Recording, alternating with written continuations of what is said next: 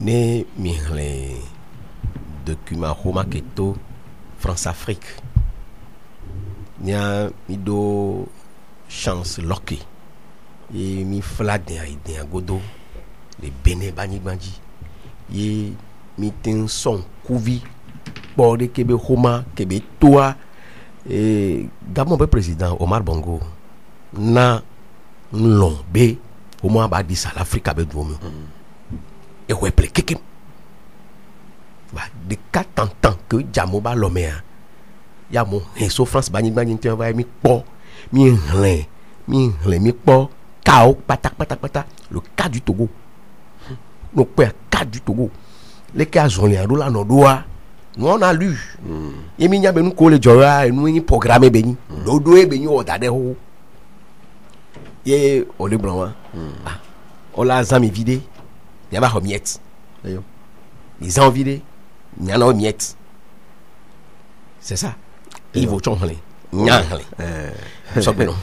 Bien les Roma. Et il y a gbobe, il y a be jouer toi. Il faut prendre mi si balé colonna et les mi a eu doma gidigbam do a jamais. Allez juro doa, a wonu ke juro a yolo akudo a mekole tanto yan kakaba jemi a mekole gome. A mekole ta o so ne bo lo no yo be nyagbo kakare. Yo vo amogbon ki o egbe ni ape mo njo jina wo wa Ọlọ́run volo kudo ado volo eye o la gba to so amebuwa fun depo le fan nenu ko la ba jo so wa eye ke mi le gbon yan o keke won le bio se bi na yo vo we kaka wa de poto no mte nyane yo eyin na gbe to be lan me benu mi le jume fi egbere ka gbe po mi fon gapopo won me anya sigbe ya de ma abobo di na zomble o la gbon yan bu ore ne java ya tamunyo ne mi avec palo gogo afi kebe yara dia e jaba dilia amola no mi avec palo mi ma le sigama meyo ne mi aba semble funu amola na sanji na mi mati ono ga pour bereka be pa iba se kwa obe mi nje si amocho 23 septembre du fia yo obe tube nya gbidi yo kata mi wala mi nya me ko wona be nu to gobe e dua be sans fleur patala lo mi na mo ga pour me voir e tu do du me fie kaka mo da ah ameko nu ko amole ji ami nye ga pour mo mi balé gari me kaka kwa 3 décembre 25 mars et tout be nya pe kaka da tout kan tepe kwa mo ba mi nya nu ke o joga pour moi me mate de gomena me do voir o tu na gbo kaka ba me do chamba si na te pe ke eyin na ma obe ndodo ah mi balé fi eyin so pa 19 août ti pe achadam o tu agbo pata wa o gbojo fabriku do to gari mo sha no na gbojunu kaka ko sira ton o tu na wa bi mo wa amebuke ba to among ba ya fi kebeto amo wa chan kaka igba mi gba le po nu nke ja ba jo so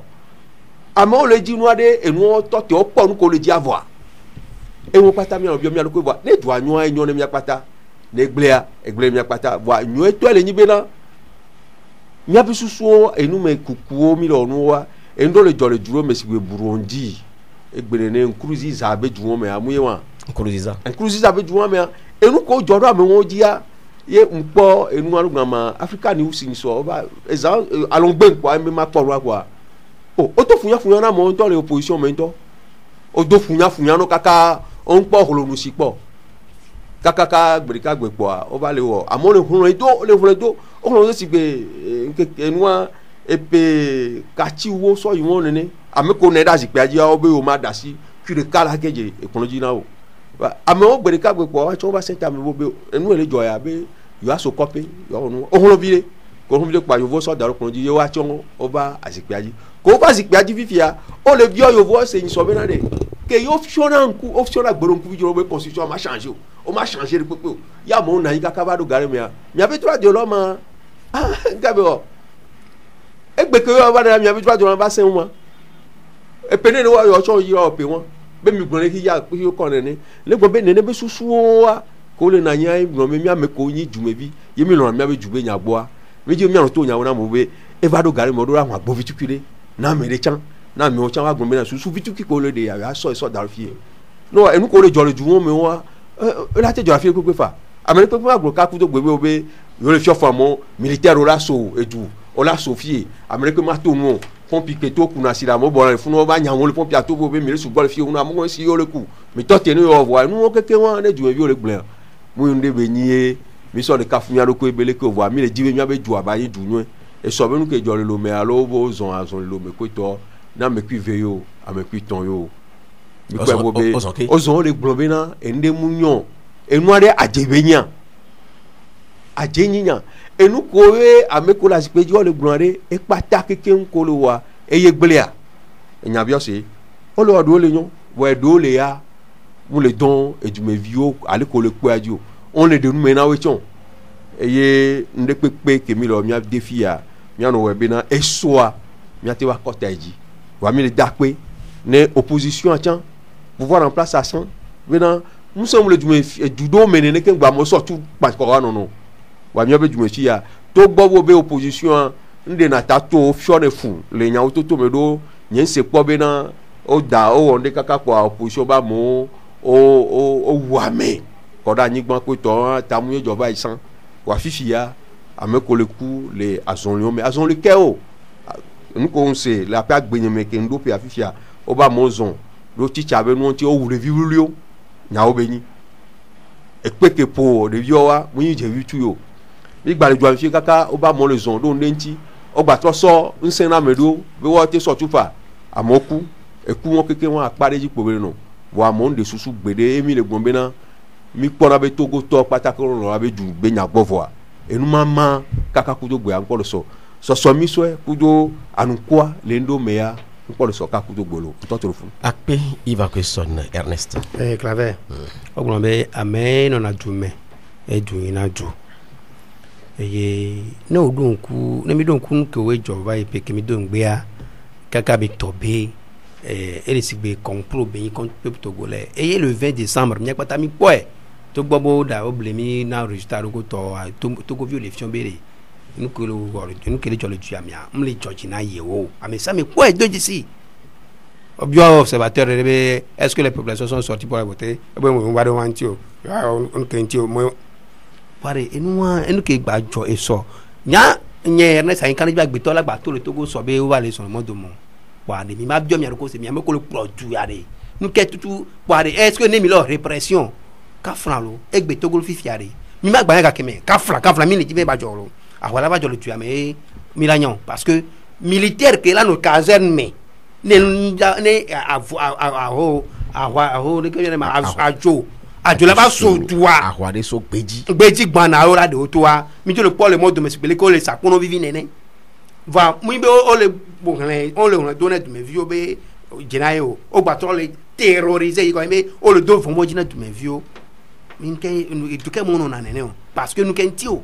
wa mile we wa so gberegbe sane jamiano fofo yen Justin et trop rappeler que le 25 janvier 1993 Frère Jardin baka malgré ça malgré avec bobo ke mile wo kakane gbe a et tu me jo poto bien nous ke mile wa mo nyon o ka de mo do me ma bio se be amoro guna be o amo so me fi kaka penia nke be na ma bio se ro amoko le zo le mo do me le bio nde kudo ke le poto bio no ame vont do me ara me keye yin futona duo du me vio bene yo le zoni ya nle yo le duamo wa bere ya be ya senta me ben mi telo so kaka pe ame wo ngava amere la se mo be o mi so kaka pe ame wo nke be nama ame o le zombe o le jinde ko ame ko panko are ame keni futona du ko ama le jonya mjona do ko ese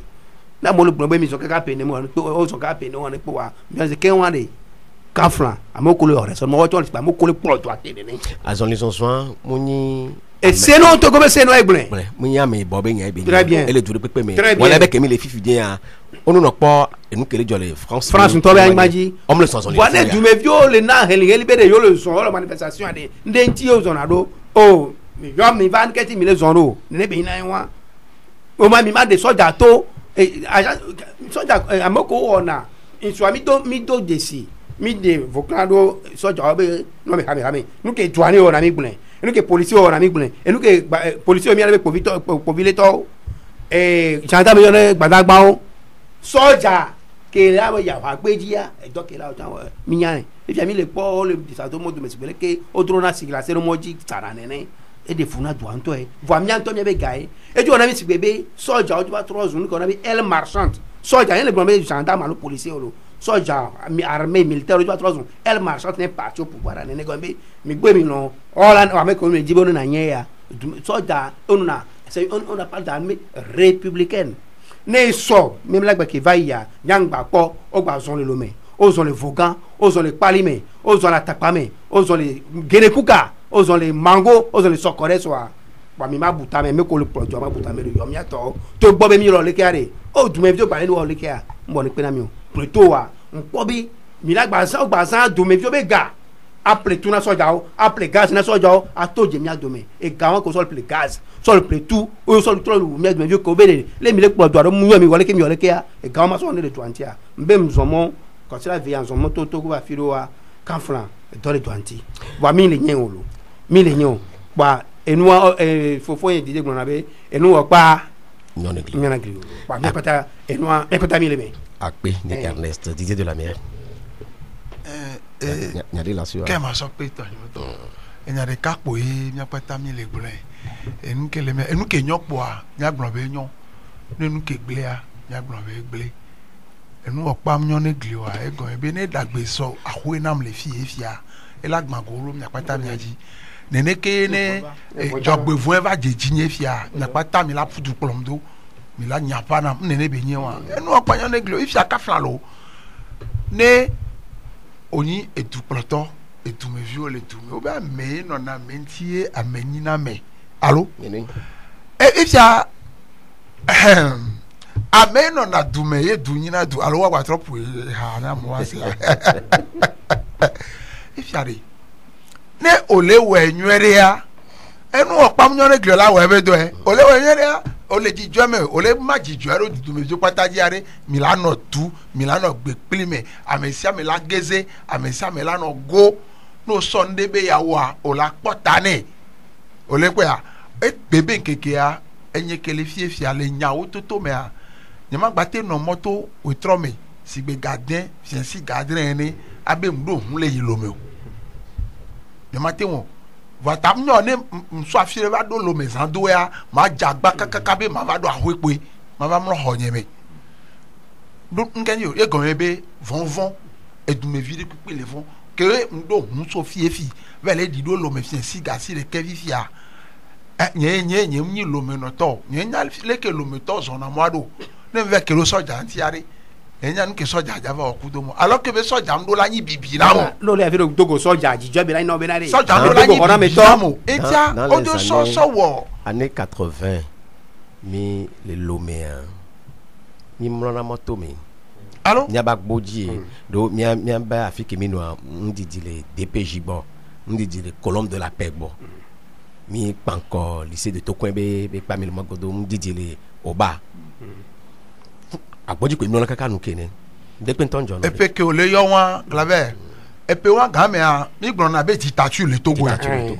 gake nyasingbe ya de ma be ga be ga mi gbon be ti tatu le Togo et pourtant e gbe ben ke kefia ne ado ewo examen yo to o tata mo be apple kon le mogodo anu nyo no kaka la troku so complet bi apo no dogo soja pa won koko jo kon won akwa agban pe to keke won o manya filepo la ti kudu nkeke ton ko se ka gba amewo la va no ji o alo la be ate alo vi o la nya ke gbo ho la va gbo va ho me ni ma wu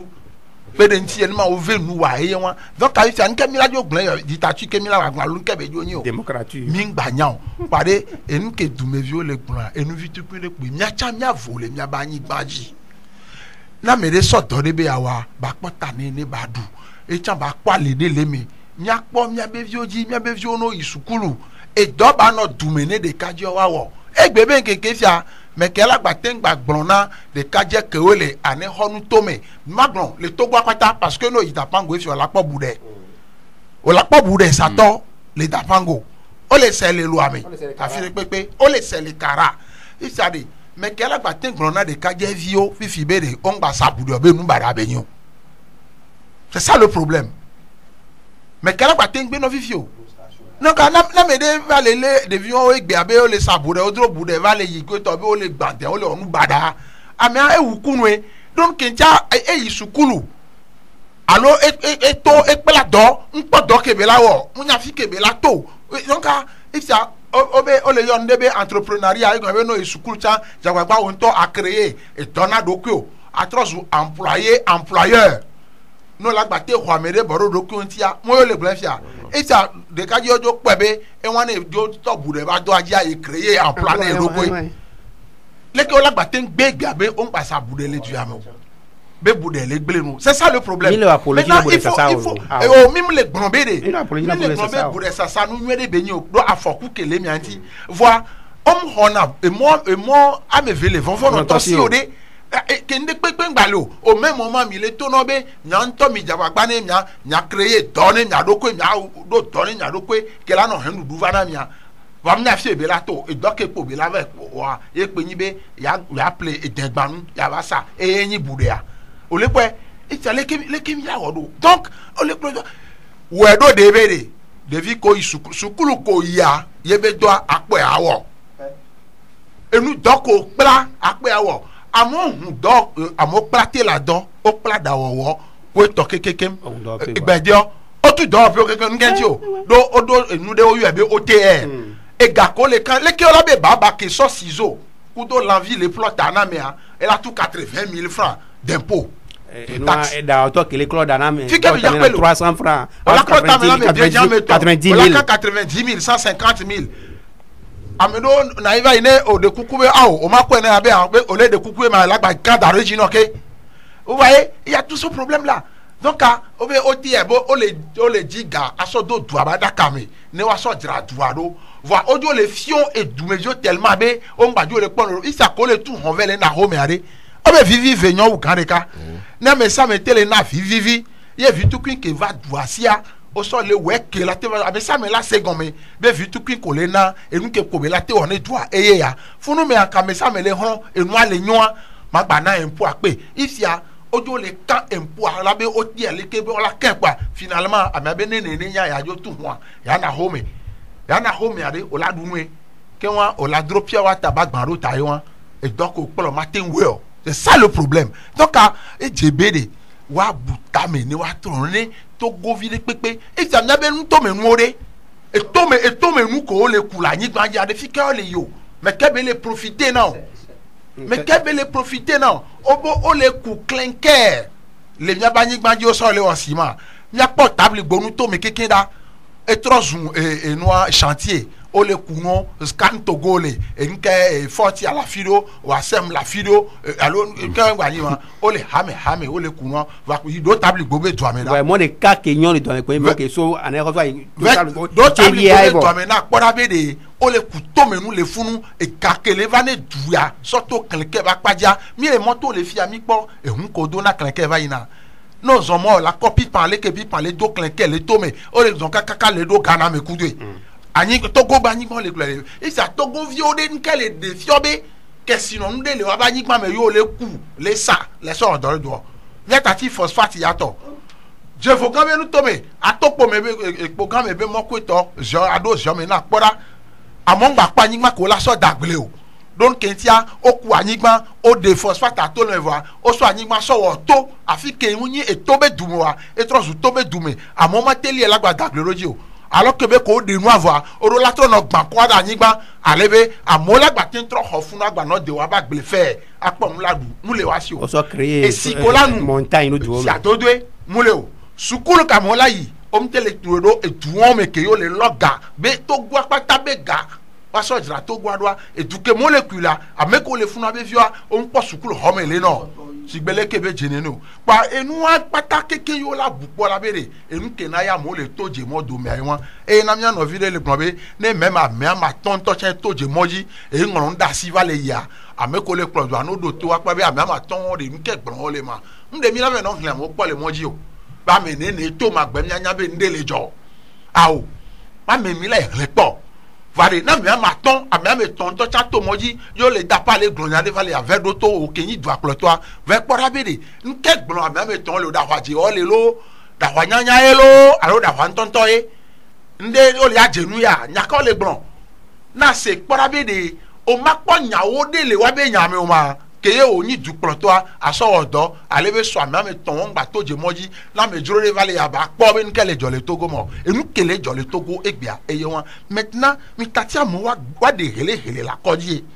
ne mi ti be ya kplɔ dua sɔ yi nyuɛ me nyawo le dzi épanouissement ne du ya mi tati dumeviwo wa po nupo ne mia se mia tsa nya le wa be nyame ne mia sɔ wɔ dɔ mi la po asi pe mia kpata mi la nanyi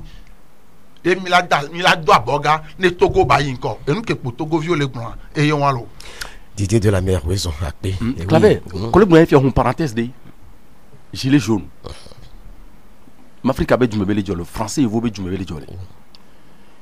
Et au béné au wada on la trop une bout de notre histoire que le yobé prise de la Bastille qui va une révolution française avant et Louis XIV que to et n'ont pas de ne quoi du quoi aussi à moroto et bourgeois la fille suzerain la fille oui mais que joie va do fi que la do be no be nous ya mateno yejo le guillotine mo o so le sotana mo Louis XIV be histoire on nyanyore et nous no facile na ne du ko ori ba que du ko va so do wa do ko di be no be la to le me a o wo to sotana mo ya lo va o to le me et le obe gbe ya tata que le no gilet jaune be no me a français yo vo o ngro bebe yo be alors me ko le podjoa surtout Macron puisque le gueule vide un peu pour na ko to wa atafu Afrique to il y avait question nous yo be jo e be nyantu ya actuellement les débat à molo pompo be France be du quoi be CFA dit que be na yiro ko to wa eni wo be nyan e ko se be no be démocratie pas son le koyo zon du ko ko batia ba na ni be no cha yo vo la ti théorie to ko be funu wa we cha me olo va a mo be no be me ni be gbe a mi ma te jo e ho ke mi ra de 700 €, 800 € comme là e ho la ba yi 1200 €. Et voilà va y 1500 €. Zoukoulou ba le facile. Yo be bi on ba le yo aussi et avantage on ba le de ko la odoma yo son revendication là si. Si vous voulez que les blancs mais tout bon ben mo tchao député au sous le parlement. Wa wo tchao français wa wo tchao moi. Va Macron d'auto oui. Et au premier ministre en proposition on me d'accord. At 12 ayo o so baye. Oh proposition be me d'accord. Oh proposition me d'accord. Macron be no we ya ga be ni yo sur 30 ya de quel acte mi o be d'accord. Macron be ya be no be les communes que mais a mais c'est une production ça va nu ame autre le bombe no be no que politique be nu ya yi bah que réseau le be to do na Coupe d'Afrique to on est que dans l'Afrique on a des contre manifestations soit il y a par exemple à me rebeller gilet rouge de contre manifestation le Paris va me coller que no combien olé on Macron ba mo we va coller beaucoup to no be yo monde dans entier on a vu tu marches je marche tu marches je marche to mi o marche c'est contre manifestation c'est l'Afrique Quelqu'un laisse, quelqu'un prend. On le fait. Donc, et ce gilet jaune, on l'a évalué, on a officiel, on a pratiquement 64 000. Les Français, quelqu'un. Avec des gilets rouges. Gilet rouge, on a besoin de soirée. Et puis, on l'a interpellé. On a 84 000. 84 000 autant pour moi. On a eu gilet rouge, on a eu 500 000. Gilet jaune et rouge, il y a que toi. À mes intellectuels, puis qu'il y a des gens qui ne jouent pas d'affiler, par exemple, intellectuel, on prend la position. On peut du corps, mais nous, les lions. Du me vieux yobe dès que nous le doigts les nyombi bon ya me le produit mais ma te vendre soit moi ba mon terme bozo contre du me vieux me les diviser toi et puis intellectuel au prise de position et puis Macron me coller ko do nous do mais non pas mais ni information que je va mi réseau me kuta me le vodia ni on a vu qu'on y belge to go to amole me ko au moins on a pour to ko le vodia ko to au non nationalité a wo le derrière cette histoire le gilet rouge puis on contre manifestation c'est que les Togolais coalition wa venir on a ebe nya wen mais ne matro uni anu ke bien to tâche mais a fini le veto ko to we bien nous va le bombe na me ko do wa lo to jako mi abi kako mi le so mi tu un peu comme tuna yo so le pla ou non so le ple tuna wa obe du me bi du mi le ko to yo lo bi ke mi promise wa soube mi jo me bu baba et bien on le prend a me ko ton le connaît lui ta sibe leader obe oni opposant on le prend du me bi ton oni opposant parce que nous que je sur les d'apan hein obo le contrôle de routine mais ando kas ku ke beti o ma so ja nyen et bien que je renverse mes coups à mon titre quoi to datu mo dagas ko to be ko de school yodi à mon le complètement tam yo mi la ke bien la te ko et les toi mais elle était pas trop investigation va ramener les membres qui a démenti que ministre va démenti on a une toi donc il y a ancien député alors député compatible et pour nous pour so de que nyanti ministre abe no même le no be non mais de que be nyado na ko gbam so bori ya tu va moji po et puis avec nous les doigts et les deux fovons et nous que de la mec par exemple là et là on nous kokona me rebe yo mke ba me gbe be ya ilo me pola belema mais c'est vrai et donc tu me bi le nyo ba mi abi dota si mi atuna wa le mi be sere pepe me ya o ma tele tu me bi pe le monde là c'est ka abi ka de lecteur egbe ye trop règle le Togo ni soja to tebe après carte de lecteur soja tout soja même droit là bien carte de lecteur ou carte de lecteur de nakoi ça s'arrête là et ne pour ne aller au basojo et après les parents va saisir droit l'homme to no va se rendre compte mais no be soja be carte de lecteur et nous on ni problème on ni maçon egbe soja ma trop zou le devons dire du me vieux samedi mes amis on m'a této gassi les caméras côté soja le hume on le tout là si on le dit ça parce que vendredi parce que samedi à moi d'abord marche nous ko le match avant ne ma bien le voler dire bien c'est à Megan Jean-Pierre Farouga ko do dia pe bon yado pour bien c'est mi vidéo mais mi partager ko do di no to ko bon le match ko le mitira bien c'est là allez monsieur on est allé yemi bateau le fond ya wo to kan wa ni so wa yemi afa kan fond résistance mi doit me bon mi doit me sukaka gareme yembe ko milano bela triako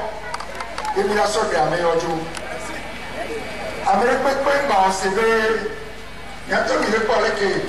yi ame ni ro e nu ko le jore yi ame ni le ko wa nu ke mi posu me o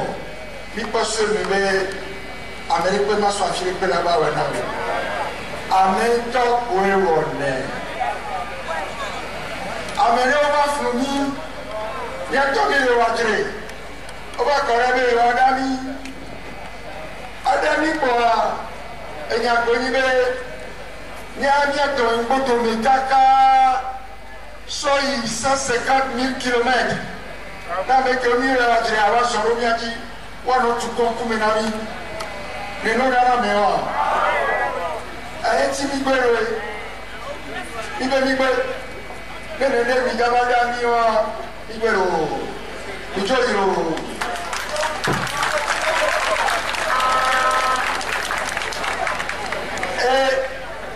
nyano mi o globe ni le ti ni e jako ni wa ka vire na mi o nyawo to o le to ke bo mi bere nyanche Mohamed ne nyaba ne yo aka vire na mi ola kan vire na mi voa ameko o ja kena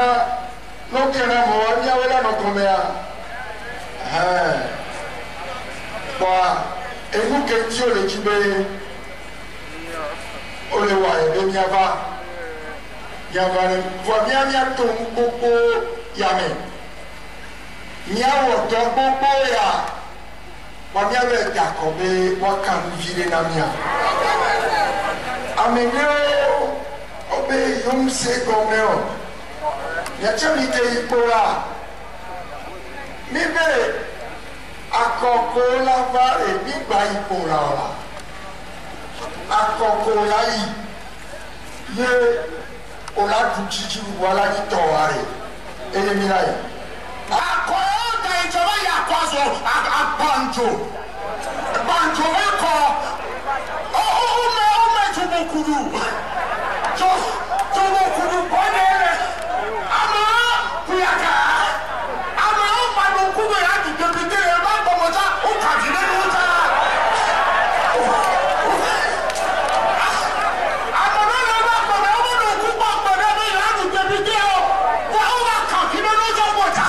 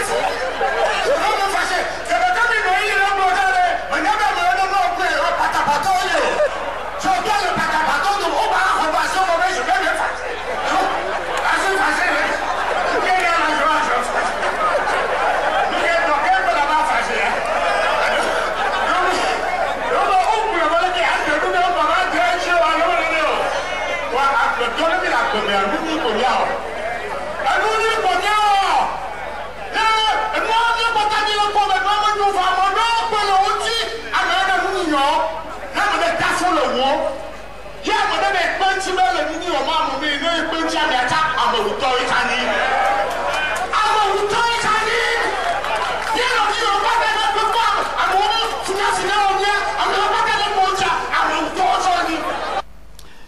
enyom nya gbobe nyako o tole meeting me ko o macha so de kai vedo mi makudo to jino to wa ba magbobe to gbobe sire ki mi le gbensande ya be bonbonji do dona mo nu do me do da gbogbo re a moto gbogbo re nso ko re ko bi no na ba moto isire ki mi da se wa be brio le enwa me sande ya moto o doji o gba gbon to ya mi keke ko gbana asole be nya bugbo ya na ni ko re pombe grand mouvement citoyen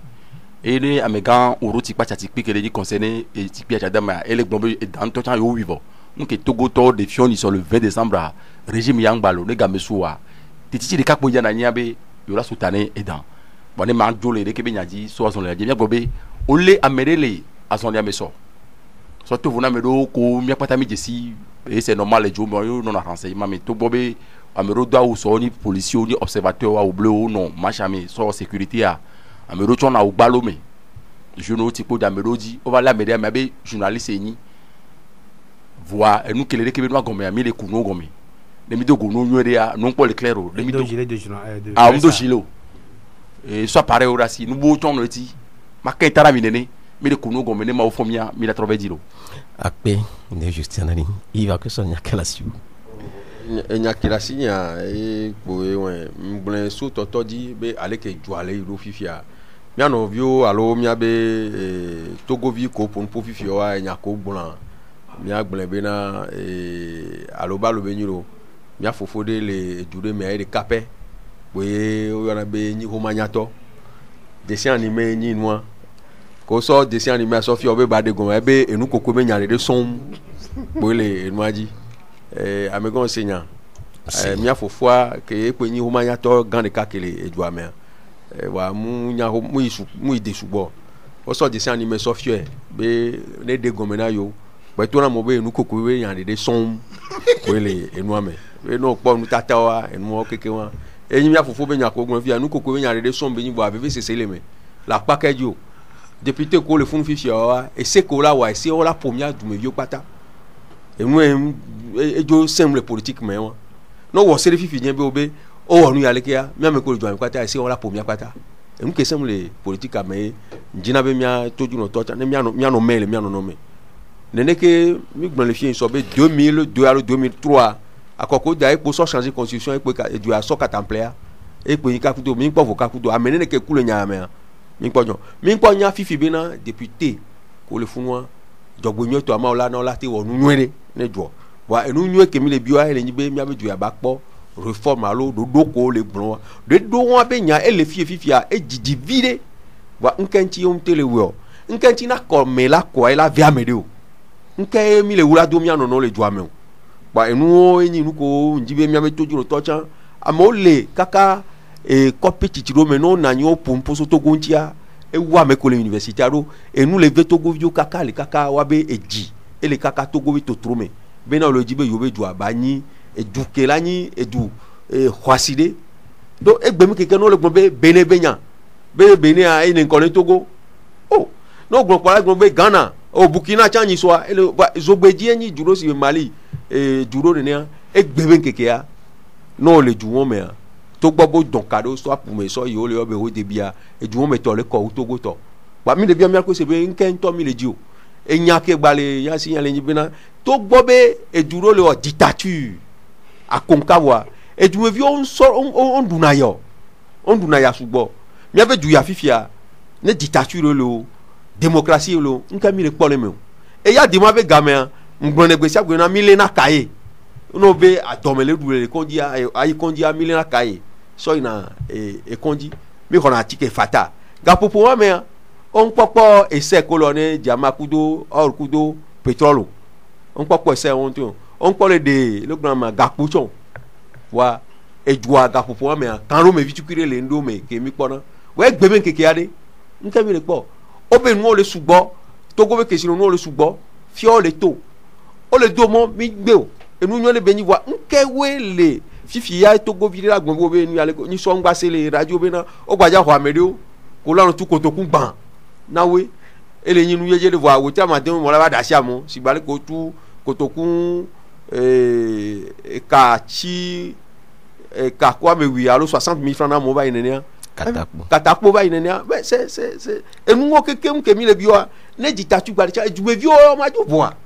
ejume vi o be ma voa ele hinya enu tukada no be wa to fifia nyam no mash me kudo amo sigbeja kankan to ne njo ame asebina de nkenchi be toro ma ebe le ore pe la ho togo bikero ngba tro bia mere sebina nkenchi e be toro ma ebe ya afie le fifia be gba po be e so me de pe nton gba le si o be ya ejibe aba ya wonde po ne ya home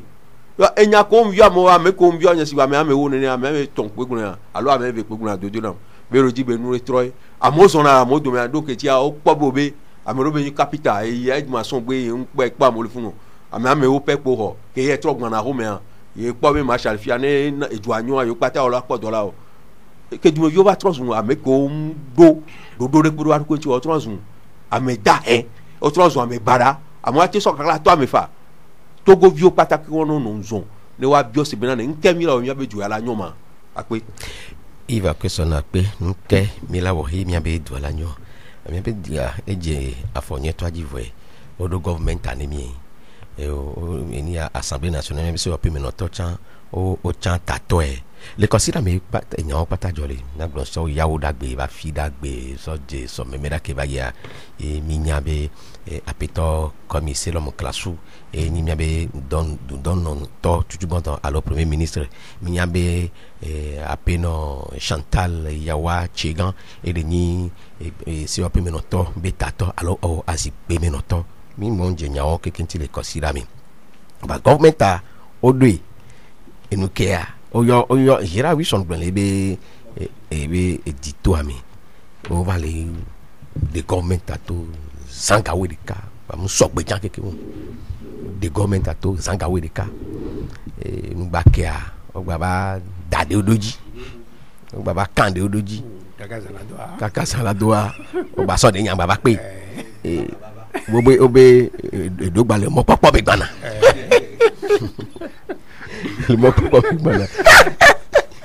les tchao des ministères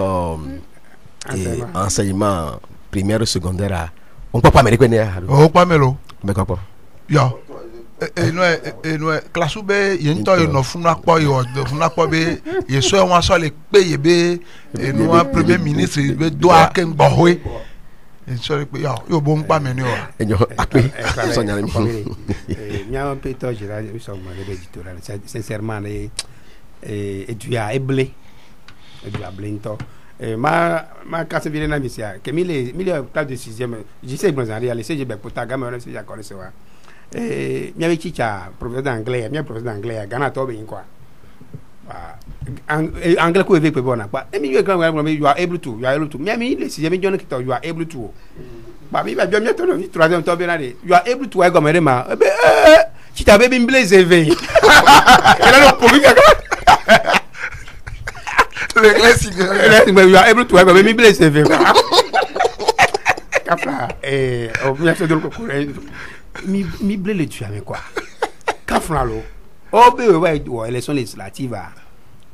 on ton nommé député o yo résultat harika ora no ma résultat ora c'est pas c'est lié allo c'est lié là c'est lié à rien aleke c'est le go mi nem c'est ne donc on a nuit électoral il y a gouvernement je va 3 jours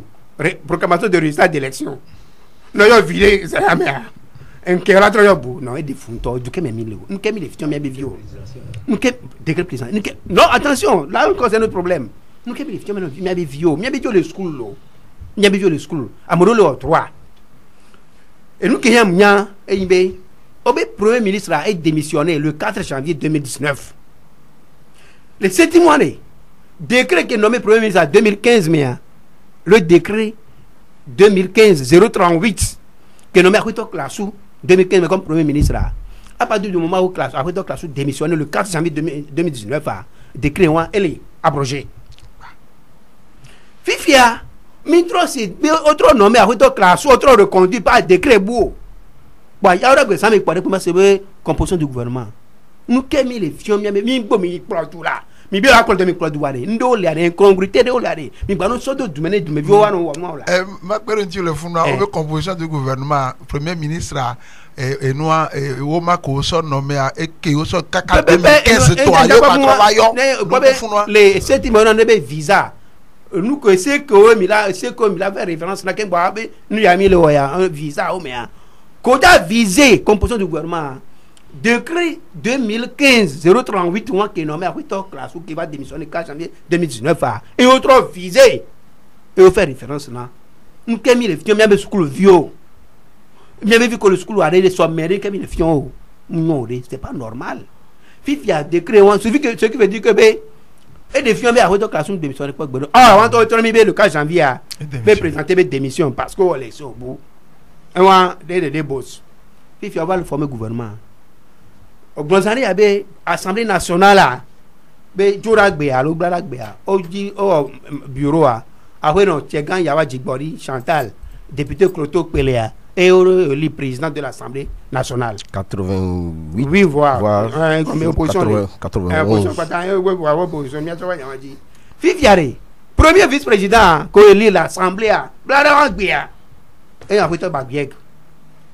Voilà, imaginez bien, que le premier vice-président de l'Assemblée, autre le nommé ministre du gouvernement, mais que Vébé Dodomé. Kafran, tiens l'eau. Et il y a bien beau Kafran l'eau. Et bon, mais au bien, au moyen de le domé. Président de la République, au moyen de le fou. Et de foutre. On peut voir. Puis il y a le gouvernement, on va le retourner si vous voulez que Kafran, il y a un noir, comme notre vidéo amelo appelé le sojo notre vidéo amelo appelé le sojo nka benyo e kafra e gbo benyi le ke subele ko Hausa ou na gbo sodo ati nti ano me amelo la kan vidéo o tan kan vidéo Gérard Wilson et de funto e be soso de me be ne ondu loto benzoa ora do to jama no ba do to jama do ko kado e gba pe loto e de le jura gbe sambaba e de le jura gbe sport va de fou kebinyo ka famille donc pe nyaro ko la pa be to la gbon be pa nyama gba na pa be na de nu enu ne beyin e be yo le wo e lo to ja ko e go be ka flam champe nko yen le funara tam nyo nyama ame ko bo gbaja va no mi won ti va no me fa enu ke mi eto jise be o le Gonzalez be akoto ka sube ministère de l'enseignement primaire secondaire au rattaché les primatures mais c'est une erreur très grave ministère de l'enseignement primaire secondaire c'est aussi grand ministère à rattacher les mines non on est globé yo erreur comme et ça dit o de no to a fi don to ya le échapper o la preuve non sur le quinto communicateur que beto so go visé décret 2015 va pas visé à quoi nya bena bêtise de be nyonwo kafra ni les hommes erreur parce que no wo no mi agbon go ga globé on be ko on be o tro ba le so be ba de ka enseignement to gba on be lo go be que mi va laisser o be o bo réserver poste de on UFC to ba UFC to ju la tire wo be ami mayo donc on l'a obligé amere ti na obe no de gouvernement to ya comme de to aju amle o me le pomi le to amia o me le premier la de le to amia vous ya gouvernement ko la fo amia ila na wa pa pomi wa ta pro wa pomi o ba pomi so e wari kave enua nya won pe na be ka flan lo ya ko so consider amia de e won pe na be yin to ngba e gba won pe gbogbo nam be yin to go to parce que on pour na journée non et navigation à vue hein et be tobe au sommet de l'état et on penam na on tolo et non bon et là non bon on to amoko e lewo noa amoko ni tatoa et o sous de le wasi o solo noa nyam j'ai suivi encore télévision Burkina Info nouveau premier ministre lié Kodoa que ja o ja de gouvernement toi et non technique bien sûr et non technique on m'a pas failli de pépé o no mo et ko o voit journaliste on va au commenter les web télévision nationale là et il y a Burkina ko do be et chaîne privée le funa et non technique ba anyabe professionnel professionnel on dele Togo ne enani be ne manque pas sogbe wa on ba de tout amo les exécuter affaires courantes il y a pas de problème nga me keye enwa ebie sɔgbe keke wa o ne de to ye wo enyo wo be o communiquer akpa de ninu enu pa ke vɔ kpɔ alo wotɔ do vɔ kpɔ be yola gba sɔ kpeke o be mɔkpɔkpɔ gba le be sina be yola gba sɔ bo nya gba va kpe o numa nye ba no technique. Disait de la mer. Qui m'a bien sûr que disait de la mer. Soit qu'on y bouquinare. Et nous qui tu jamais fumé. Premier ministre a présenté des démissions. Et il va chef d'État bon au défi mais ça mais dit à pas commenter. Un qui chef d'État trop nommé premier ministre de Boua. Être chef de l'État est trop reconduit par un autre décret. Par un autre décret. Mais trop reconduit. Mais bon, mais on est non exécuté. Affaires courantes jusqu'à la nomination d'un nouveau Premier ministre. À moins de 72 ans, quelqu'un est tombé, le Premier ministre a en consultation 3 des gouvernements de 32 membres. 32 membres du gouvernement. Avec des techniciens. Moi, je suis Rock, Christian Caboret, qui est du Premier ministre, à moi, je vais partir mes collations. À mettre au point de la bêtise dans le Burkina, quoi. Et qu'on va les présenter, politique du gouvernement de l'Assemblée. Au moins, l'opposition, vraiment, il y a une opposition choisie, vraie opposition, au principe, parce que nous technique, et nous technique, quoi. Et j'ai la job. Va m'y global, moi, les brigandis, même la couteau. RSAP, disait de la mer. Claver, et ma de Kokobe, ma so Assemblée nationale, va dire gouvernement, dit, ma ouais, poédé, quoi, l'Assemblée nationale, pas dire, et nous, que, nous, sous-souligné, boye se tout walo et na mle yidoke me sugbani be est-ce que les assemblées nationales ont des opposition parlementaire le nyaoma et bien do konye ça nous kentin glone do et ni be keye o cha assemblée abe ploto be bureau me to wa le ko dako adoa ameke plo bobo akaka yo so dako a hito André Johnson a kebele na konta no oyo ame abe eye la paix avec quelque on avait 88 voix pour 0 contre 1 abstention wa pata ke ko gbe chapa ne ko be ka ba ye wan voix ojo le globé opposition le indépendant on chon le keye over pour nous wa no do ble wa no le wa no do kaka ye po aye affiré que y a mené Hokwana président, vice-président, deuxième vice-président, troisième vice-président, même avec une opposition 88 pour 0 contre 1 abstention. Et pour y en a kakavaï, et l'aider. Et vous croyez, nous une abstention à pour y en a wapata kakavaï américain pour les assemblées qui y a tout le monde du bureau. Kaka membre du bureau que va y a et ton bon que va poigner be ognonami be à mes 91 agbeto KV tiwe de ka o ni se o pe menoto vanem wa konta à mes 89 et veto leme et ye poe no hwame d'accord fikaye à mes vekpotio to o mu leoya et comme be wa be suppléant no o mu le wa leke se anodo na o ko npo le wa ina ibele ni a ni se gome o don kenti ale enu abi totojia o le glombe ameke sinwa eye la l'assemblée yo la so do bureau anyi wo gba de gome game be ameke sinwa nto amu le wa ye André Johnson e pola me wan doa e va onwa ame sinwa e pe poto dopo kaka ku do gbelo fike be yo ba ma me de nyori aha ele du ameke npa we aye ya mi le se gome ba nya nyi nto le kaka me le se no kaka va ya mo analyse mo keke be le kaka be va le 89 kaka va yo fait 2 potio ojo ififi jen yo nemi va jiru doa ba kpajia ns gbonye de fi obe ogbele te pe amene alo azikpe amene darena UFC to bi won to le wajire ye na ebe chinene ya nya te pe amene abon meke pe te pe o meke no afike o no so le do nu oyo gbon be te pe amene ogbele de o eye wa pa so akoko dado bureau akakava do gouvernement ejo ze je inuade le nyagbonde de le wado mebe leke mila weya we won pa tam le fru togo to ori enu ke le nyam nyapo ye ke alo misa me va le pesa konye be ne UFC ba so ame so do da government ame a UFC a ma gba te va no be eni chef de file de l'opposition ya se gomene ne donc kenti agbo o la yo be oni chef de file de l'opposition au matin no gouvernement e nya po ye mi le gbon le du ame amo gbon kakaka le seni be dodo me a be ni e nya wo kakaka c'est dia o va gbon to voir e cha va chine ne a yo gbebe gbede be opposition me pe yo le yo la no seni a cha me yo la ole ke e no ko to mi o be de ke mi le gouvernement me a au matin donc kenti a mi so na be gbe so pe ame won to na patele onu do du proposer le mi ame o matin no funu la no gba be ye s'opposer be gba si te da montia mu so gbe o mu se gome gan mo e gbe voa ke yo jagba kaka o po amadrede ni no député a if ya mi va le gbon be yo jawo opposition be don tonto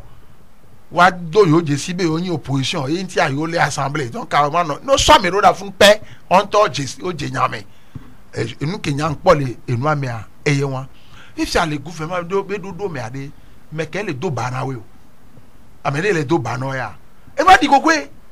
e di kokwe if ya amo keke etu ko tro do mi o keke won o la no komi be le ke to go to be nyon le do ma mi yo ame do gbe gbegbe keye o le hele be o cha du don no to chu mo to agbo zereka kwa o le the government a cha to egan be o won sa mu da pete me dare e le ko we do wa mi ma yu e be o do gouvernement classe 2 o peut-être no be classe 2 d'accord voir ni agbon be remaniement ministériel yo wo o 3-6 so government ke le antiye nene wa o matin ve no yo e se ke so comme classe 100 be ni du don no to chu mo to et to va na démission be ko d'accord wa pa e on e vo e to apa o do la gba tro de décret buto la so no me o mu yo décret wa be pe mi se o be par décret signé tel data o do no o mu opo do ve yo 2015 to pa va so government to so borun ti zereka de government to a eno chaka tellement be comme système les sio if ça va le yo amedo après de careka gbegbe keye président en premier ministre la va y assemblée o de gouvernement to ezayame e so we tro me po o ya assemblée be donc yo je wa yo ave defio bon agbeke ko wa le yo ministre lo so wa pe ne wa tem subo so yi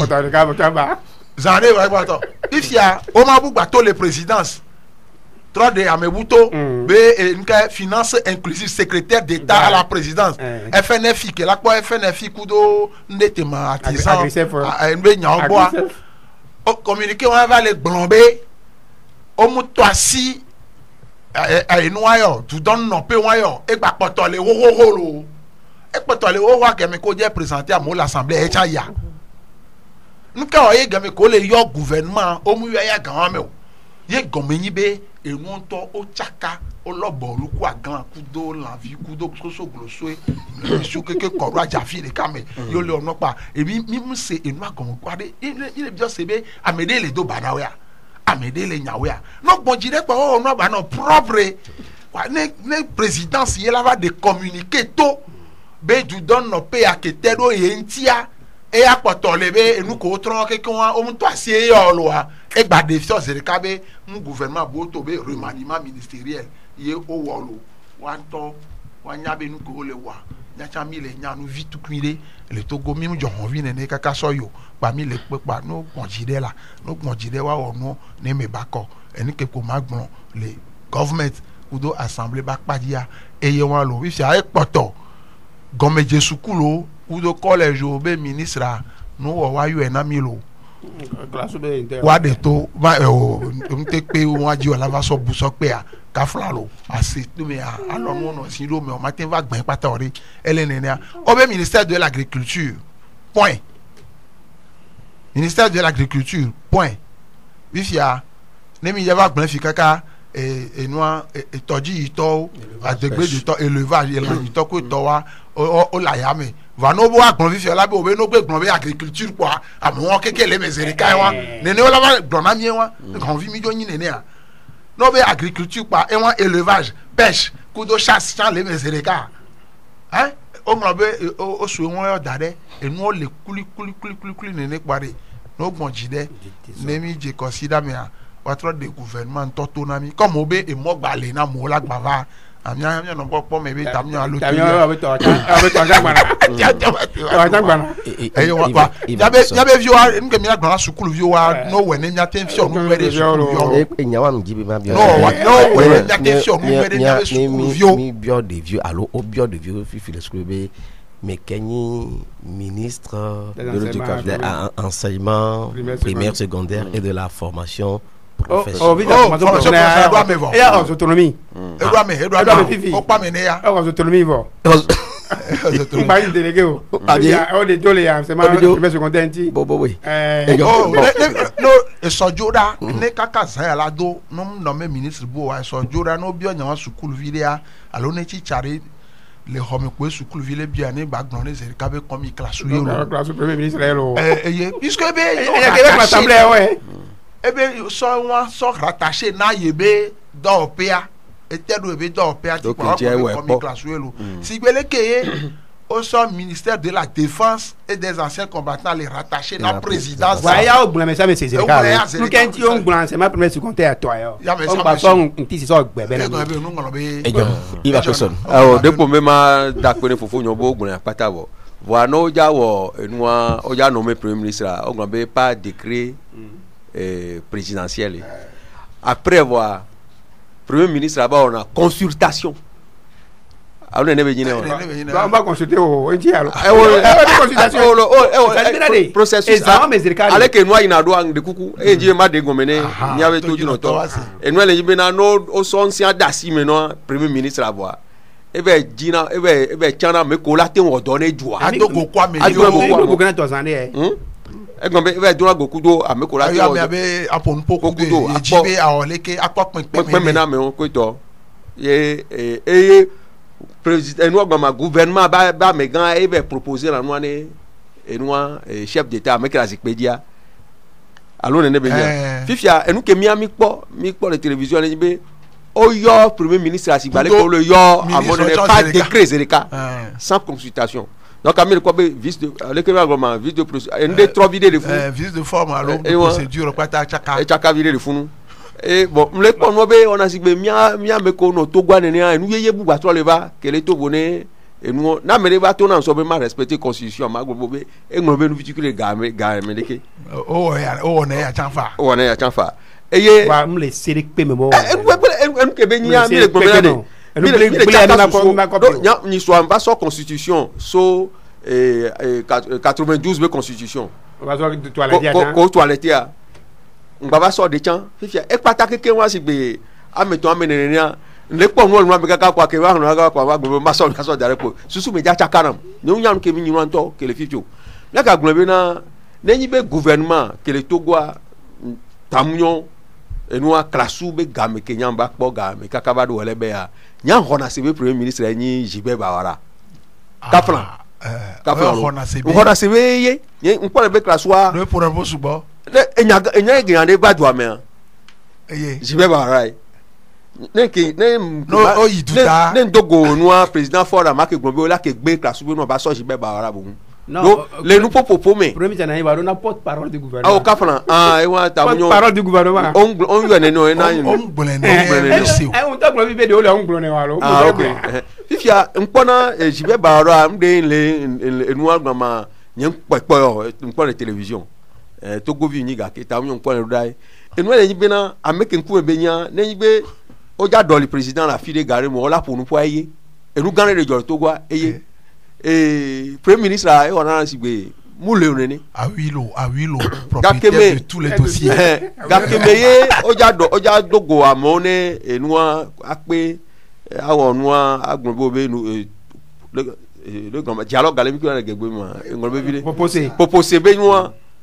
nko bo be premier ministre là sirima vile ko ba amekele noa me ai ko yin jibe baara obende jo fi jibe baara ah nya ko se premier ministre ko lo wi ameke wo dole il est le métronome oh ameke le wo dole wa me wa le si ametamu yo le do jame bo je si me wa e wona be la kenyin premier ministre ado a grand nde pepe ko to wa e wo do mi ko be nya premier ministre e te mbe no na ngbodo me wona do e wa le mia to go vi o mi ko me mi ko be na mu ze si gbale ke ye premier ministre ko na ni so dem ko jobe game kaka va je hunboji ko to keke wa sama be gamo keke wa premier ministre ko na ni san ga popo ma o amezunu voilà amono responsable on na membe mu ni responsable o zena sugbon o assumer na wa be responsabilité a on partager na chan sugbon malgré be pression na gare mo wa mi sena ta mu ya jira rairo mi sena bo be ola amekele wo do la po be do la force vous quoi je vais ba ora gare mo wa mi sena nya wulio ta mu nyo be ndo contre rente na merio donc ti ami pone be no na terrain adi gake be beyan wa gare me chan emi gbale hari pe pe chan mi on cultiver nu ko be excellence a mi on dia me ko jara gbagba mi gba no so me ko juru na mi e nu ke juru mi on ku dolo nu ke pour le gouvernement a paje yon et il va que ça n'a pas ni les da gouvernement a mi lo analyse bon et là il y a mayo ouais comment il là et là il peut et oui Justin le gouvernement a donc de quoi bien au sang oh c'est le gouvernement a l'assemblée a les alors il pas les tiers et pas mi tiers pas et nous des cas que il y a analyse qui le voit et bien les ébés les Togo et bateau mais des capouilles va à modo tendance pour nommer me le pour yo le sebe corps à me beau lengo domé allo français ou là de quelque les nya pe ni américain américain que les topillons qui des tutupillons les déplacer qui comment faire d'asibe on allait tout compte qui là ouais et dès que nous il do kaka va nous bloquer yo mo réforme wa ne volonté là na yibolo réforme si bien que feuille de route là c'est dia wa gbenenia o si be e ke boy akoda ke va na ni so nu ko toleme nu ko mi seleme obe aga kotoku ko bo disa de que nous no do be ba ni so a e gbe a ele difficile bi mi na gbon assemblée nationale bi nya le Togo so be o chame do ke yi tabi institution de le so de me si bien que tu me bio ke o nyene et les balais on a mbé alors les zenam nyonebe assemblée que les naïfs filles mi les bobé assemblée nationale là et les ni assemblée les Togo be hotu nyomé a bada chambre d'enregistrement bada ke mna yipo wa depuis 56 que Togo to a for de be mi a ko mi do ko si no no assemblée on a ni amo no me kaka va do fille contrairement qui a mené et les candidats n'ont qu'à voler de leur propre zèle mi donc quand on a keme et débat va nani be général il y a des mal à changer constitution de 92 yé à koko organiser yé opposition boycotter parce que on mettre en application accord politique accord cadre de Loméoa ameko no de qui va sembler à minute de que no idoa et nous qui les fifi et comme big bia et va trop zou et nous barari bah puis qui belé nous aller dans la mu le famille méolo mu le jolé collectivité chameo mu le jolé et village à lo canton méolo et le jolé et double bomé qui le wobé dumbe bible bo ba payer les enjeux parce que la vitalité d'une nation ou la vie politique d'une nation débat et non a pas me vie. D'abord, orientation de la clojoado, je me veux la gazette, c'est des commis bronyado, fika kavaya. Gouvernement, il a orientation. Et c'est quand il a ça, de Kemia Wedo, on s'en a c'est on s'en va dans le parlement. Et il y a du quoi à me coller founois, tout bobé no bani à me coller pas à din tochan, au dénasso ou à nyassambe, et nous commis à Wabadon, du quoi dit. Et il y a à son et tout navo. A me ni a me contrôle le port et nous si beau néo opposition le parlement mais non pas sous bord odona poglon et il va TP bubouke dia au sonana ou aller be joie encore puisque la démocratie va dans l'économie les hommes ne on va nos pouvoir là opposition mais américain banana ñu et na le bobé bia a me que les manettes tarika et il faut na sibe et pour les téléguider nous maintenant il y a une information qui circule quelque beaucoup de monde on bien mais peut se considérer des cas mais 2 jours nous job il a ordre bébé qu'est-ce nous job mais parce que EBA bien mis l'article il y a bien le retour des classiques maman trop bavé nobé par rapport aux enjeux de 2020 une question de réforme da Togo c'est comme nous et bien après le gouvernement quelqu'un mi tataro vient on pense que le Venezuela à mon doigt quelque bon type on a du quoi tu t'es nte be so jako le fun mo le de comme de que mi ran dawa ma Maduro dit ore so jo le si militaire le si o na me o kidnapper mo wa mo ko fleuve mi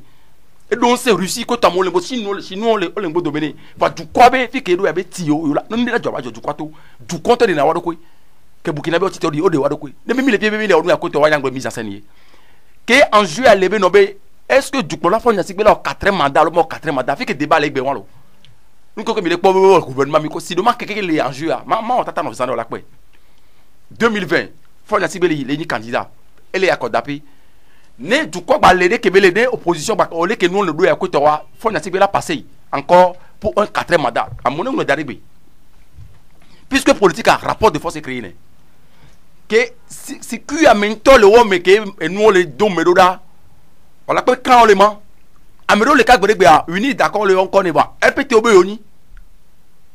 lui va créer uni soit bien uni yo rpt oni amedo le obe yo ya dema yo jesi amesibi premier ministre actuel là c'est l'homme classou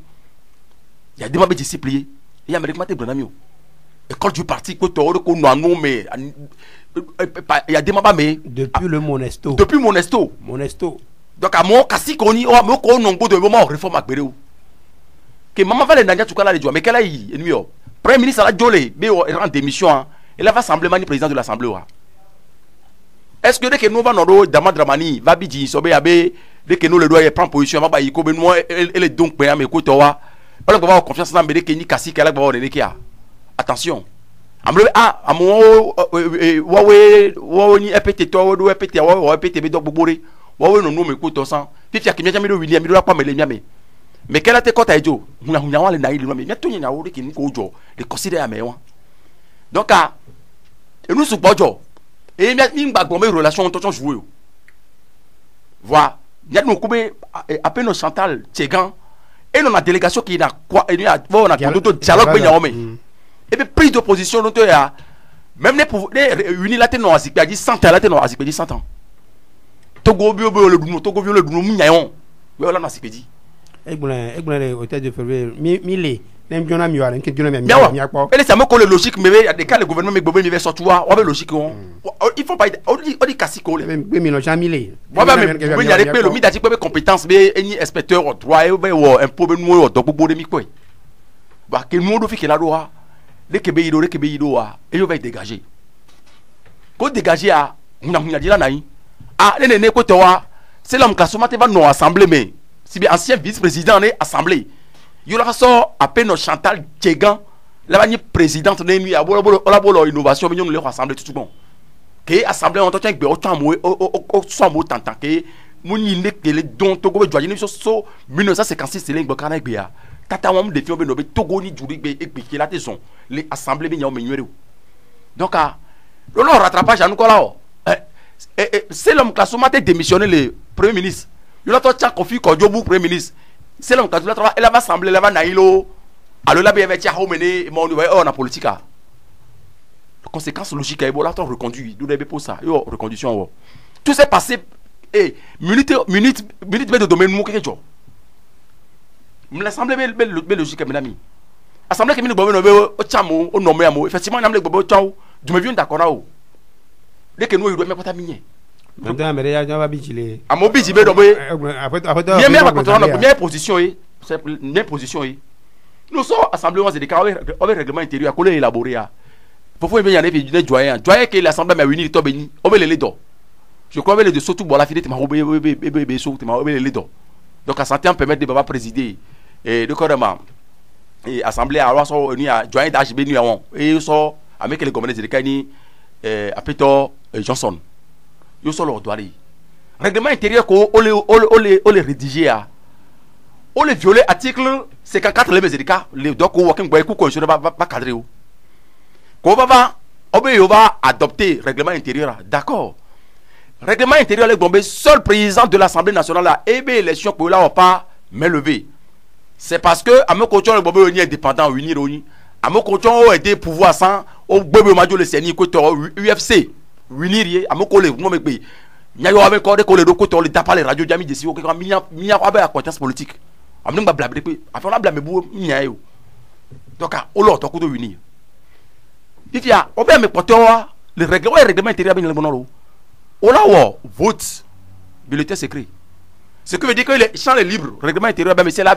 ya yi poste de pépé. En dehors on est président ça. Quand j'ai temps oh on va nous ka réunion à joka on nous comme ka ko va quoi. En fait madame Tiegan ko to pa ko beto bo o de dare Amérique ba poser candidature. Donc au passé be voter sans problème. Vote veut gon on va ko to quoi. Au lieu qu'on va au bulletin secret premier, deuxième, les questeurs, que les documents secrétariat Koutowa, ont été main levée. Et les deuxième violation, n'est règlement intérieur. Tout le monde a violé la constitution qui va cadrer. Deuxième violation contre l'Assemblée entre le roi. Oh, le roi, le roi, le règlement intérieur. Et c'est là que là pour le roi, mais nous qui jouons. Ce qui veut dire que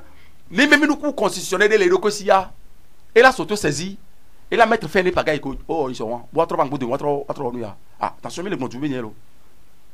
tu veux n'y les bons. Et là, les bons, pour me nous les cholos. Voir que les miens te commis sur la sorte de tourner les bons. À côté des médias, mais c'est un médic malade bien en l'eau. Les chiens à bon, et toi, bidi pour les couper. Et tu as dit que les doigts non plus. Nous sommes. Nous nommons qui nous, il doit coûter. On va me donner abstention. Me doit me nommer au Kédibi à Iburois, mais on va pêcher au. Bédékereke à Melo, la médiation, au mouvement indépendant. Coûter, donc, à mon que pris de position. Non, empêche à m'aider. Yo bébé o empêché un yo amaté va non na bien comptable voix quelqu'un 88 voix on te va d'accord on te va nyawa glon voilà non c'est pour la série par rapport à ce que tu dis il y a au même moment l'autre information au même amener les tout puissants et on doit pas directeur de société ministre et on doit gagner président de l'assemblée premier premier ministre et l'assemblée eh bien, on va leur pied des meubles, au moins, j'ai ma dos, mais la côte, obé. Attention, obé. Mais qu'à boyogbo. À me coller ma noix, obé. Ça dit que le tatane n'y a pas fait qu'émission bien, tu as solé yalo. Mounibe, tu vois, mounou kato béni, c'est vrai qu'il y a mes gars, j'irai dans les bébés, réflexion bébé, et toi, vous, l'auto diamant, et quand t'as l'auto cadeau, l'auto benz, tu as bien yawali. Nous qui avons donné une coucou d'Igamela, ça semblait venir à dire. Le Viva Government a dit que tu connais les autres sorts, nous et néa. On peut essayer la casser dans l'Assemblée, mais nous devions au bord. Dès que nous les doigts, nous avons mis à son dos d'ailleurs, opposition, il y a les fonds, Joba. Mais l'observation fait vite. Article 66 de la Constitution togolaise. Togobé, au tient nous le me va aller, mais il va aller. Président de la République, il y a 100 et nommé un premier ministre dans la majorité parlementaire. Il choisit qu'il veut. Ne et tiens, on l'a communiqué ne et joie. Mais pas décret, c'est ce qui vient de nous dire. Mais au tient qu'on fait Kodjo, à l'homme Sambeni, premier ministre de joie. Pifia, et là, on gododo kudo, président de la République, on l'a cassé. Pifia, et gododo, et là, en consultation, là, de quoi, domaine à minute, qu'elle a pas quelqu'un. Elle avait rencontré Dukola le TP y a bien des questions ici et dit sur proposition du Premier ministre. Maintenant c'est le président de la République maintenant qui nomme les ministres. C'est parce que quoi, le régime semi-présidentiel mais pouvoir quelqu'un elle est dévolue le Premier ministre qu'on va changer constitution on soit pouvoir quelqu'un soit dans gouvernement. Ce que le régime que il est à mon avis le régime hybride mais on ne sait pas si c'est semi-présidentiel, on ne sait pas si c'est parlementaire. Faut en assister. Mais tu trois jours. Mais tu as goûté. Ça y est quoi? Il est quoi? Puisque le régime elle est présidentiel que c'est le président seul qui décide. Mais maintenant bon mais il est semi parce que premier ministre a pouvoir aller sur. Premier ministre il est n'a pas été chef de l'État. Bien tout il y a que nous les quoi. Puis il y a le gouvernement mais au gouvernement quand le gouvernement de mission ou de combat. Ah, il y a une passé. Ah, le 2020. Mon tata on a mis. Amedo Léa, Odo et chambre côté politique à bien. Mon tata non. Que on crée une côté au sort. Minti. Macro Kufidien. Au sort pour son abonné deuxième vice-président le unir. On y ministre Raï. Je vais parler de Georges Aïdam. Et on propose que non les gouvernements a passé bien. Et bien le gouvernement a molo. Aujourd'hui, dans 8 minutes, on m'a expliqué nous qu'on doit expliquer nous 1 minute dans les bureaux unis à jamais. Un bureau provisoire qui va au congrès et vice-président. Après quoi tu le mot. Donc on peut aussi premier vice-président chargé de la région maritime et le gouvernement mais comme ministre. J'en viens. Puis il y a qu'un balai mot Fifia Georges Aïda ma fille beso car beso donc opposant beni on nous la confiance et n'a que les Fifia mbani opposant avant nomia mais mia de auto parce que 2020 les miasi mais on la pas Fifia on soit mo que amoko quoi amoko le dur les noyaux du régime même autant d'il y a des mains pas ya doit beaucoup ici et de comment je vais bawara madame Tchegan amoko les réformes y a pas mon ne me le dit et pouvoir mi verso tout et 3 mois Christian ah Américain trop bova ministre de la communication mais qu'est-ce que Folie Basi Katari. Folie Basi Katari 2005 Folie Basi Katari était ministre Akila et Sopoko François est le ministre de la sécurité de l'intérieur on peut pas tchako tolo soto kobe on so ba massacre 2005 que y a des makwa et wo gododo kudo me tantano be que doit se passer wa non et fait de gokudo Amegan Abbas Bonfo que nous les yobé no be la arrêter processus ça so ja on est 40 la ti arrêter processus abi no be d'accord mo la coup dernière minute à hors sabotage et nous ko jo ma mo pata ben kolo mais ameko que Akila et Soboko 2 ans mais pour me ga tomber ti ambassade d'Allemagne quand on va voir quoi que ce soit yobo de bêtis yobo de quoi le boka kuboa qu'on va très rapidement mais quel est le département ministériel de sécurité Folie Basi Katari il y a mis le reportage mais à l'époque et nous ko jo ku so jakangaro ne ka mesem le ba yo abenko nous ko jo le reportage mais kuku be nous ko jo histoire la témoigne à mon autre on prend les mêmes on recommence à mon autre so va m'ketio 2020 les notes pas mi be pour la civile encore donc Justin bien ma conclure c'est pour dire tatawa en dehors on be mi le pa no rekia et nous suboboli et nous agomelo après nya jole Togo mia République démocratique du Congo mia glambe Etienne Tshisekedi et Kantam mais Félix Etienne a une toi Félix Tshisekedi et Kantam mais doit be stopper la pour toi va aïe Didier de la mer oh nous quand même oh d'accord le qui a quoi il doit mais ça mais quoi oui Amedo les dons Amedo les dons mais le qui dit à quoi va mais noir oyo Félix Tshisekedi be duji voilà Ezeko be Kabila kebe dava dolia Joseph Kabila echa nous nya letago mené rodé et trono to me quoi nya c'est quoi bam français yo vo be non yo ONU zerekabe wa tono tebe akobe résultat kona mu sogbe no atropo akonta menuere gan mi tutu toi a catholique be proto gangan ko le do me wa chombe que yo d'accord avec ameke dudia ebe o mo kekele aussi yo nya ameke dudia lo va o muyo yo kwato noté o ba yo Félix Tshisekedi que français yo voku États-Unis ko to ya to di vo pa bam cour constitutionnelle c'est au pégan que pona no be eye duji lo yo ne nse e duji ne so e va kantam be la plodoa o so do prone bifia du tawon keke won o le obligé donc ke be ja présenter nous France be représentant et non moi TP et quoi TP et moi et des choses rekabe Africa view do la hon vire ne enu ke yo jibe yo awa wan to wa we amede pe ngba no do no ke o e yo we voire ke be yine ne are le ke nkwale ja no do fifi o Joseph Kabila e so msi aso nevo nya ototo le yemea kankan deji le jibe e la pedenti alo la nevofo be la te onu ke be la te wa e so da pala ni so allô ko so soné donc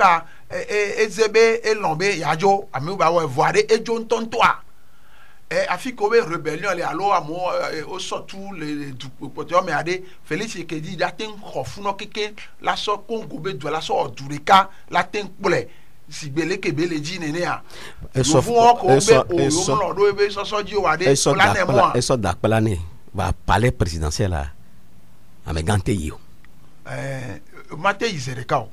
oh ela yi palais présidentiel là nten yo ela bayi ke me nyi bede ke be leke ame anofu adidire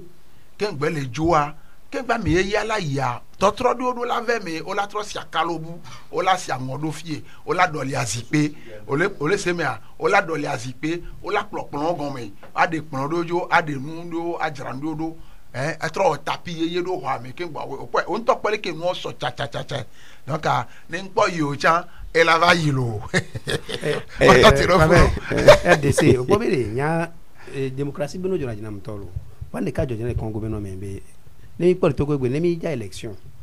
ka flan lo ana ma wɔ tata le ke o be aƒetɔ fɔ ɛsɛ ma gba yi o esi gbe be aƒetɔ fɔ ɛsɛ uni me o présenter ame si gbe adedze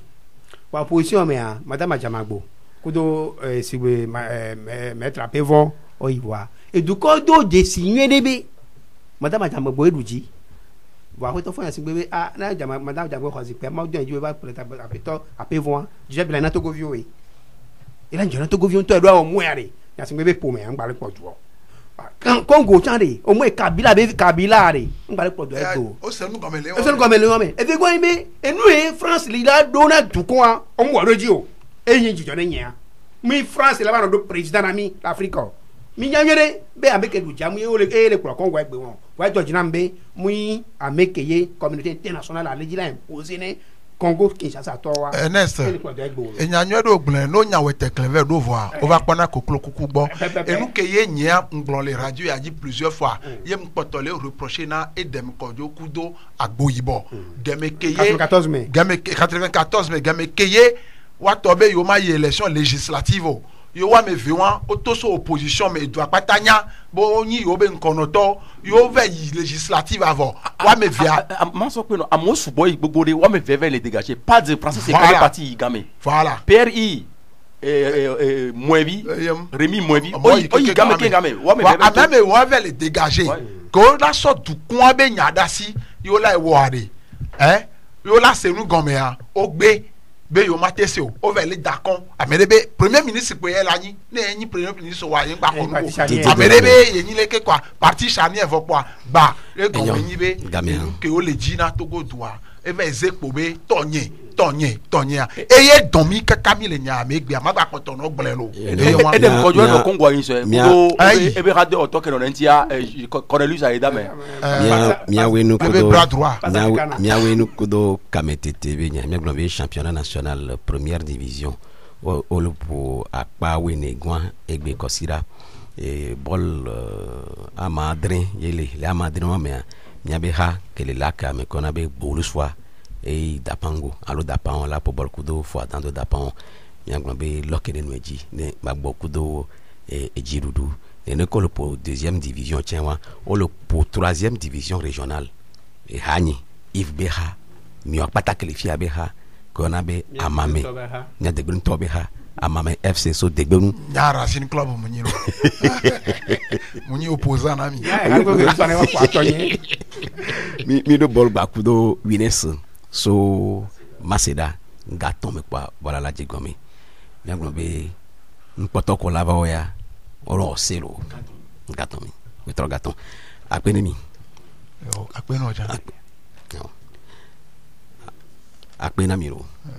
apene oja ro DJ de la mer apé yo Ernest